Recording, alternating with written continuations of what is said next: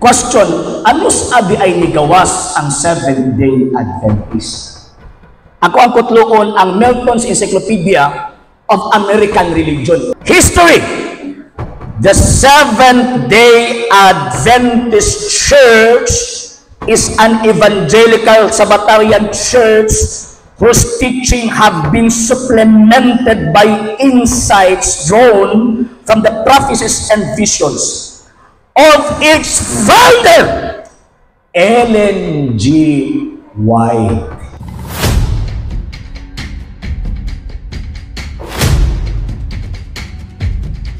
Isara ni sino nga tema ako pagkatulan ng scriptures sinukod o mga Amerikano kasi sa Biblia o standard na mga referensya. So, Sir RJ, naduna kay 10 minutes constructive speech. Your time start now. Salamat Mr. Moderator og maayong hapon pag-usab sa tanan. Thank you kayo sa inyong pagdawat dinhi mong lugar. Bisag dayo dinhi pero nakita na ko nga mainiton ang inyong pagdawat namo dilang kay ako at sa atong mga higala nga mga dili Katoliko. Katawa lang ko kay tawag anang kinahanglan ko daw unahon ang Biblia. Amot lang ko nabasa bagid nila tong tema nga ato ang gipasa Sir Ramil. I know nakasabot man sad pud ta kay tawag anang ang nibasa raman adto si Mr. Ilan Langman, di ba? Karon magkadito na according to the Bible and standard reference, either of the two ang imong unahon pwede. Grammatically speaking ha, either of the two. Wa man gingon dito nga firstly in the Bible and secondly and lastly according to standard reference. No. Ang giingon sa topic resolved that the Seventh-day Adventist Church was founded by the Americans according to the Bible and a standard reference. Palusot na magudang na sa nato ang tawag anang wala Biblia dili ana wrong na siya. Okay, karon panahon na nako ang pagpamatuod sa balaang kasulatan mga sir mga ma'am. Kabalot nga nagtudlo ang atong Ginoong Jesucristo nga moabot ang mga mini nga propeta. Kanang mga mini ba? Sige lang mga mini sa English pala fake. Sa Latin pala bogus. Mo na gisulti sa balaang kasulatan San Mateo 24:4-5 ug 24. Manong nga ang mga mini nga mga propeta magbitbit sabi sa iyang ngalan. Objection, Mr. Moderator. Mr. Moderator. Atong ihangyo ang atong kaatbang nga mubalik sa tema. Point of order. Ang tema maghisgon o propeta. Pwede ba imong basahon, Mr. Moderator? Kasi ang atong kaatbang o tinagi ang kalimot siya. Pwede ba hangyo lang, Mr. Moderator? Pwede ba imong basahon? Point of order, Mr. Moderator. Excuse me. Excuse me. Focus lang yun ka sa tema. Pero since nga, pagpakalog na niya, pagpakalog na pangatuod, isa pa sa iyang pagpakalog. So, ato yung pagkalog. Point of order. Point of order, Mr. Moderator. Point of order. Point of order, Mr. Moderator. Remember nga ang topic, gitukod og mga Amerikano. Buti pasabot, nagapunting ko sa mga mini. So, ako aning panahon, di ba? Ingon gaganina nga, dapat kayo magsapaw-sapaw. O karon ikaw unang kasapaw-sapaw, pero pagkahuman. Sige, sige. Okay, tayo na siya. Pagkayon sa ilang pagpatalog sa Raji. Muna akong giingon ba? Di ba? Mr. Moderator, ato ang respetuhan unta dapat, nawaon tayo magsapaw-sapaw. Yang karon si unang kasapaw-sapaw. Dili untaan na, kailangan pa sa eksaktong lagda sa argumento. Sa balaang kasulatan, nanong among aning ipamatudan kay gitagaan at prueba na kanang sektang inyong gipasakupan, gitukod ng mga mili. Mr. Moderator, nag-ruling na ka, Mr. Moderator.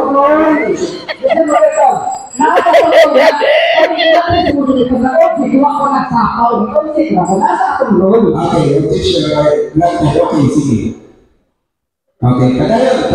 Pwede kaya ta sa... Excuse me, Mr. Moderator. Actually, Mr. Moderator, is ang tawag ining objection mahitabo lang na sa panahon sa interpellation. Yes, Kung gusto sa kung kaatbang nga, buhatag sa iyang punto, dapat point of order. Okay. Koreksyonan ko ni, kay ano nga naman, naaman ko sa isang tungkos. Be logical sa panahon sa gitong argumento. Nag-object sa panahon, nagpamahayag pa man ganit ko ako magiging ng utana. Nag-object ka na. Diya palandaan, makita na itong ang kalidad sa atong kaatbang. Pero sige lang. Okay, pwede po din, no? During sa constructive search, wala na clarification, ha? Yeah. No? Tinod na. So, kaya pwede na ito, clarification. Pero, kung pwede, wala na siya disturbo, diretso. No, sa kapaparaw. Okay, taro? Okay. Ani magod, mga sir, mga mama. Anong sakit magod sa ilahang dunggan? Kining ato ang i-present. Ato na kung ipakita ang tinuod ug ang bakat. Pag makita nato nga kanang sektang ilang gipasakupan, gitukod lang og kano, automatic ang konklusyon, peke. Peke yun! Karon, sa bala ang kasulatan, manunga ang mga nilig na propeta. Ako nagilitok kanina ang sitas, dili palang dugay. Anos ang manunga sa umaabot nga panahon? So, dili sa panahon sa Ginoo. Anos ang manang panahon na? Pag iyong umaabot nga panahon from the Middle Ages hangtod sa modern times, ayon mahitabo nga manunga ang mga mili. Magbitbit sa iyang ngala. Kumusta man ang Seventh-day Adventist Church? Nagbitbit ba sa ngalan ni Ginoong Kristo? Gabitbit.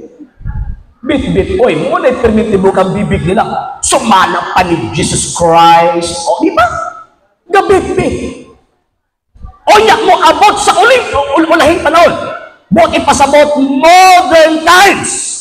Ano sa ama nagsugod ang modern times? From 15th century until present. Question, ano sabi ay nigawas ang Seventh-day Adventist? Sa itong mga higala na kauban na sa to ang amigo,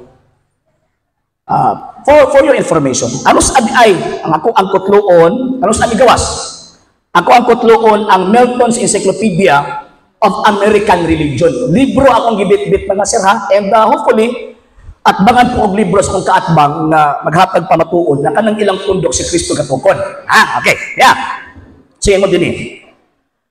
Seventh-day Adventist Church. Kuman ko sa Biblia, na mga mining nga propeta, pagkahuman, dinhi, ang Seventh-day Adventist, king siya magtutuod. History. The Seventh-day Adventist Church is an evangelical Sabbatarian church whose teaching have been supplemented by insights drawn from the prophecies and visions of its founder, Ellen G. White. Ano sa? 1863. Kung sa may ilang tudlo, di ba si Ellen G. White, propeta? Ingon pag Kristo, manunga ang mangimili nga propeta. Magtukot po kina, kapipinsaan na nga ito ang Ginoong Kristo. So, pag yung tag-Amerikano, muna ang rasa from America. Si Ellen G. White, rasa from America. Particularly sa Battle Creek, Michigan. Kana pagkatukod sa maong gitong iglesia. O na-rehistrado po na. Diha sa gitawag o pagparehistro, gipakita kung kinsa ang founder. Anus ang natukod o ang ilahang ros o kinsa yung mga pangulo nila. Usa pa lang gani ni kalibro. Ang Seventh-day Adventist Church, dili si Kristo ang gatukod, kundi number 1, Amerikana. Si Ellen G. White. Question! Amerikana ba ang atong manluluwas? Tubagad ako ninyo. Amerikana ba ang nagpalansang sa krus? Tubagad ako ninyo. Natingala ko, hindi ako nagpasakop. Diba? Sugo. O maguna ka lang sa balangod pa ng usurpation of authority. Sugo, so ka nagsugo, nagsunod mi sa sugo. usurpation of authority na. Tigpakaroon ingon. O di man na mo itong topic. Sa Biblia, mini nga propeta, moabot ang panahon, o kana nga mga mini nga propeta, usad na si Ellen G. White, o ang iyang bana, Joseph Bates, J.N. Andrews, nagtukod sa Seventh-day Adventist Church. Nganong importante natin ang i-inform? Kaya kabalo ko, na ako din sila doon kasuroy-suroy. Muna ako makitaan po din yung mga sir, mga ma'am, na ana sila, kapaw na mo, kini mo ang mga tauhan na founder ani Amerikana. Di ko ano, yung ano man, kaya dili man Amerikana ang maluluwas, Hudyo man to. O, di kita na, ano man, kaya kanang maong gitawag kung pundo ka, again, fake, bogus. O, di na ako humangan na kung 10 minutes, Mr. Moderator, kay naginam-hinam na mong dawat sa pangutana sa kangkaan. Okay.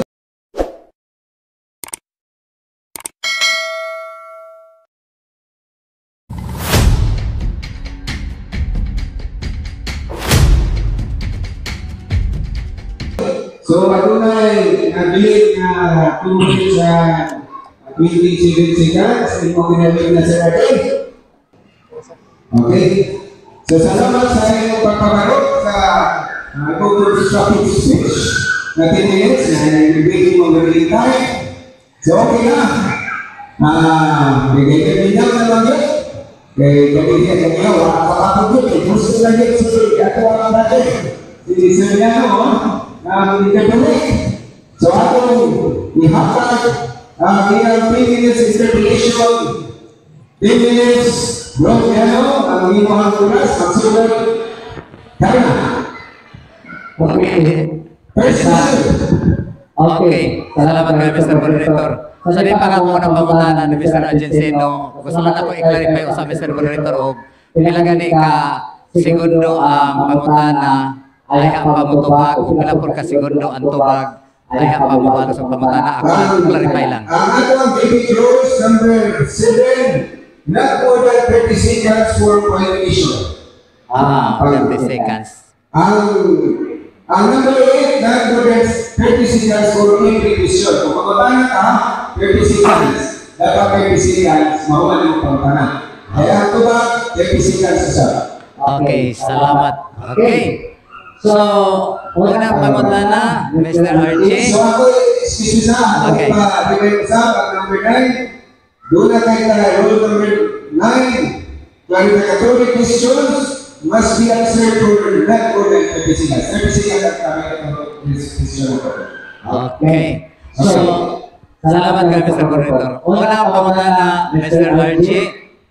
Sa ngalan sa Ginoo kinihimon tima, sa ngalan sa Ginoo sa gingang tinubdan, o nabukas sa langit sa yuta, imo bagyong barugan, nga mabasa ni Biblia o dili bakak, barugan dili. Deceptive question, Mr. Moderator. Lalo kayo ang topic Biblia o standard na referensya?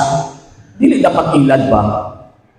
Ang atong topic, Biblia o standard na referensya. Kung ba nag-quote yan ng San Mateo 24, 4:5, 24, pagkauman ato ang gitanaw ang kasaysayan kay imong ni Kristo sa umaabot na panahon. Yang kasaysayan ng imong nga kanang imong pundok ipasakupan dito ko nagkana. Okay, 30 minutes, 30 seconds.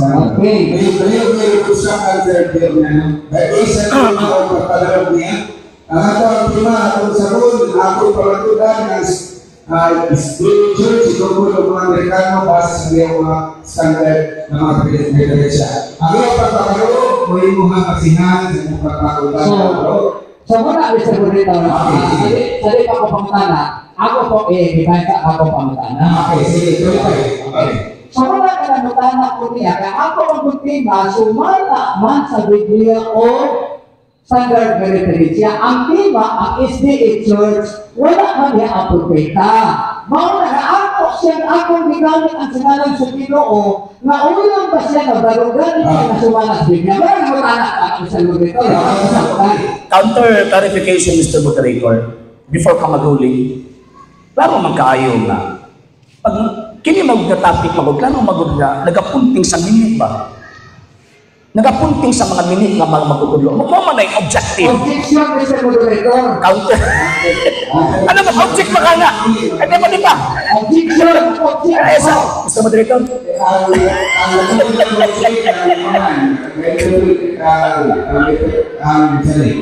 Ay, sa moderator nag-counter clarification pa tao. Wala pa objection. Nag-counter clarification ko ba? Or counterpoint ko ba, Mr. Moderator?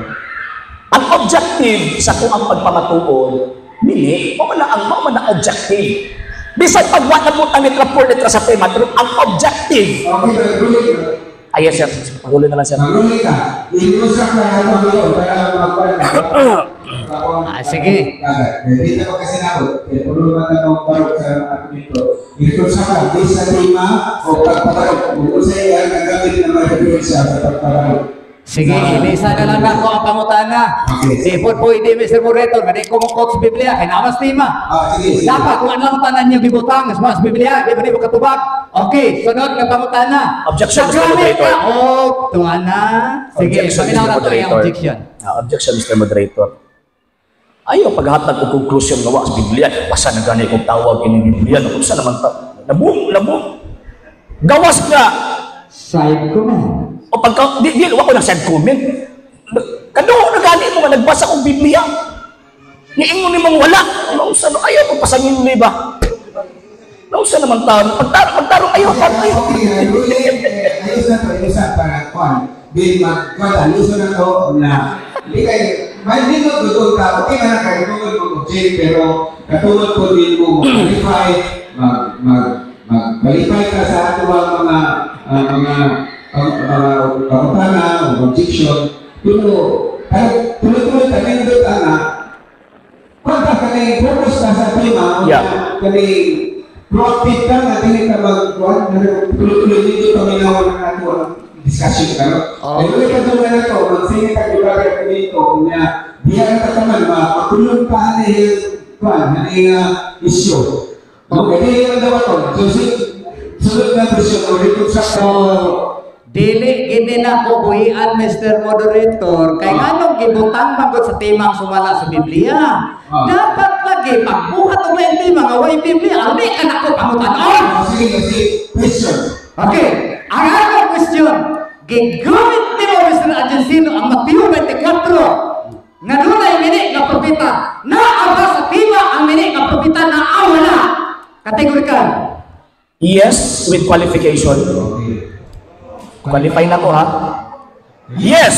Nga naman, tungod kay sa tema, ang objective, ang pagkamili na simbahan ninyo.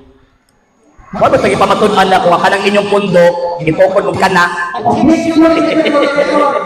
Palihog ko sa tima o nakakahiling kasi lahat na nakabutan. Palihog ko basa.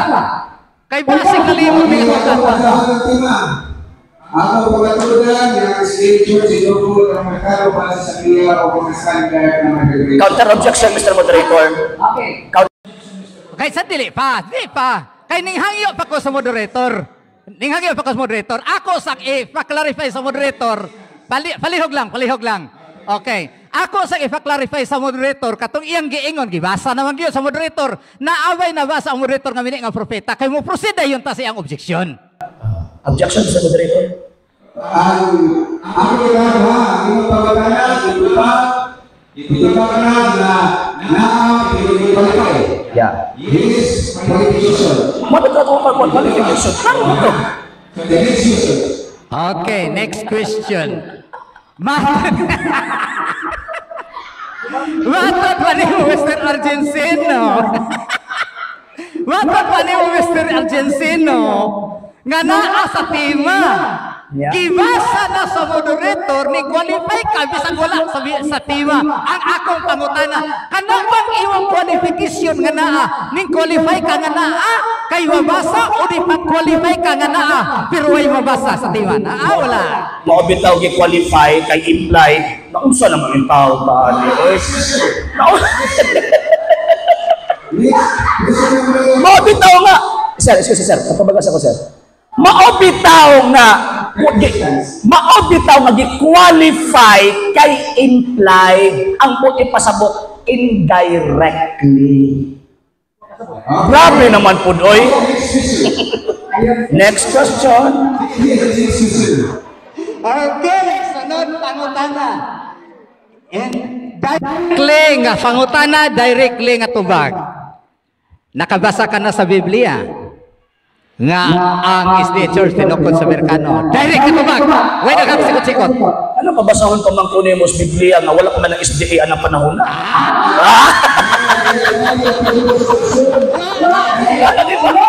Di ba? O di ba? Ay, sa Mr. Moderator. Mr. Moderator. Excuse me, Mr. Moderator. I have 30 seconds to qualify my answer. Di ba? Niabot ka ng question, no? Klaro ang ako ang gipadayag, dili palang dugay, nga kanang SDA 1863. Ipabasan mo sa Biblia, napakakatas parang pangunahon na anak. okay.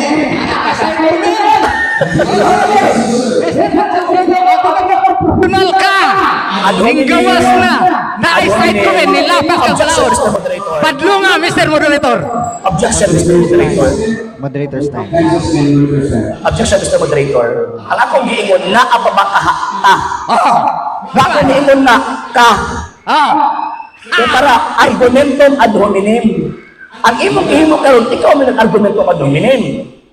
Counter objection, Mr. Moderator. Nadumog sa tanan ang iyang gigamit dili pa. Ka, gawas lang kumudapig niya ang naminaw. Okay, nadumog. Side comment. Okay. Sunod pangutana. Sige. Matod mo dili di ay mabasa sa Biblia. Uyon ka nga nasayok mo sa inyong pagbarog nga gigamit ninyo ang Biblia. Kay dili man di ay mo kabasa sa Biblia na ang isdi tinukod sa Amerikano. Uyon ka nasayok ka. Dili ko yun with qualification. Nga naman nung di man ko yun, tungod kay di mo yun mabasa ng SDA sa Biblia, magbato sulpot lang ipabasa noon mo. Kanang gingon ni Kristo ba nga sa umaabot na panahon, iyan ang isa-isa diha nga wala man. So mauna nga, kanang imong pundok, butot lang na nga resulta sa lipat. Okay. Sunod na pangutana. Kakatron nga dili ka mo uyon nga mabasa sa Biblia ang inyong tima. Uyon ka.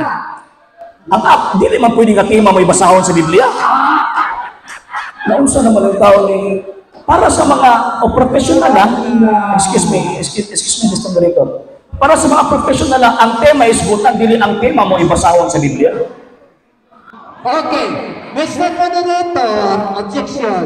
Ang tema nag-ingon Pamatudan ko nga ang SDA Church tinukod sa mga Amerikano sumala sa Biblia o standard nga referensya. Unsaon man niya pag-ingon, walay mabasa nga kinini ang gigamit man niya ang Biblia. So kinahanglan nga iyang basahon aron mo iyang mapamatunan.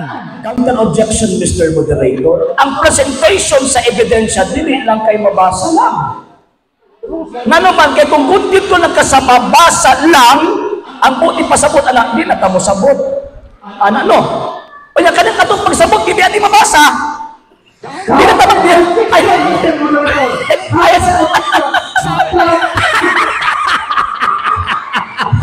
Mr. Argentino?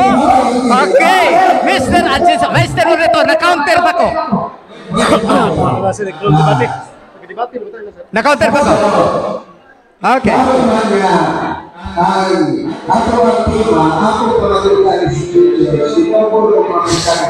Oh, Biblia. O na po Biblia. Oh. Biblia o standard nga referensya.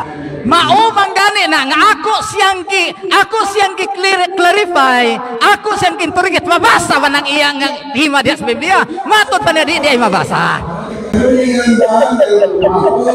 So, sa hapon, bisag ako ng itamugos o kulit naman ko, hindi ka makapako sa next question. Okay, next question. Mr. Moderator, excuse me. Excuse me. Ang ingon sa mong tema, sumala sa mabasa, sumala sa Biblia o standard nga referensya.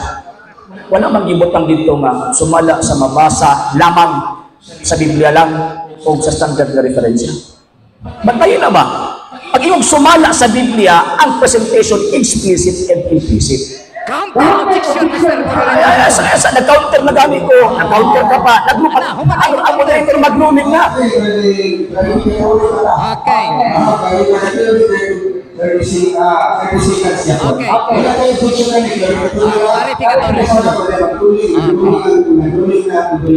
Okay. Okay. So, okay. Kabalo. Okay. Sa ato pa, Mr. Argentino, uyon ka na karon. Sige, ako na in-next question, aron to madali. Sa ato pa, Mr. Argentino. Sa ato pa, Mr. Argentino, uyon ka na di ay, nga dili gidi ay mabasa sa Biblia nga ang isdi tinukod o Amerikano, uyon ka na gyud, uyon ka na dili. Dili ko, tawag ini mo yun, with qualification. Nga naman, pinakauna, ang nini nga propeta, klaro man ang kaayo, muabot. O niya ka ng SDE manggod, mga nini manggod mo.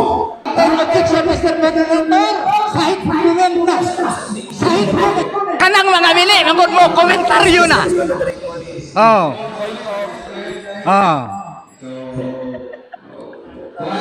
Okay. Focus lang ka sa tema, hindi ka mag-akan ko pangakuan. Pero siguro na yung mga pulong na medyo dili kayo magawad na to na paminaw na to, atake na kami ha. So, dipindi na sa pagkawad na dili ka mo overreactive kayo para ato ang proseso, pagkagat sa dialogue, tuloy-tuloy, dili ka madisturbo. Okay, Mr.